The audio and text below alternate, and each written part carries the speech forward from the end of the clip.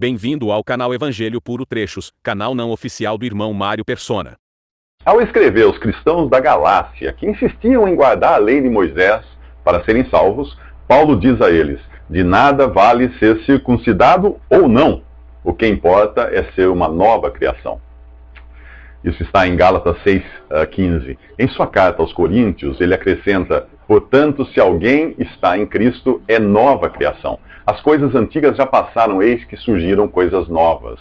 Percebe que isso implica numa mudança no modo de Deus tratar com o homem antes e depois de Cristo? Na cruz, Deus pôs um ponto final no homem, em seu estado natural e na velha criação. Em Jesus ressuscitado, nós temos o primeiro exemplar de uma nova criação.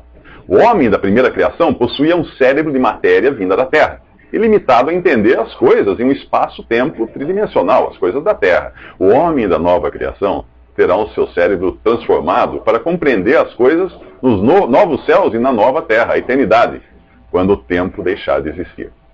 Quando você recebe a nova vida que está em Jesus e crê nele como seu Salvador, o seu cérebro físico ainda permanece o mesmo, bem como o seu corpo material. Mas você já recebe a nova natureza que pertence à nova criação. E o Espírito Santo vem também habitar em você.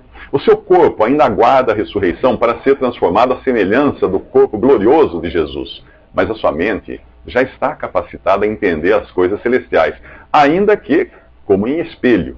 É como se você vivesse no velho hardware rodando um software de última geração. O apóstolo Paulo explica dessa forma: agora, pois, vemos apenas um reflexo obscuro, como em espelho, mas então veremos face a face. Agora conheço em parte, então conhecerei plenamente.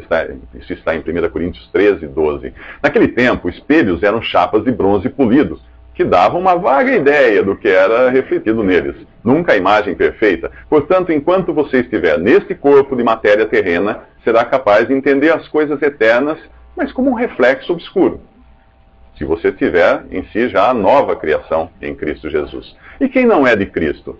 Quem não tem a nova natureza? E quem não pertence à nova criação? O incrédulo não aceita as coisas que vêm do Espírito de Deus porque lhes são loucura. E não é capaz de entendê-las, porque elas se discernem espiritualmente. Mas quem é espiritual discerne todas as coisas, e ele mesmo não é discernido por ninguém.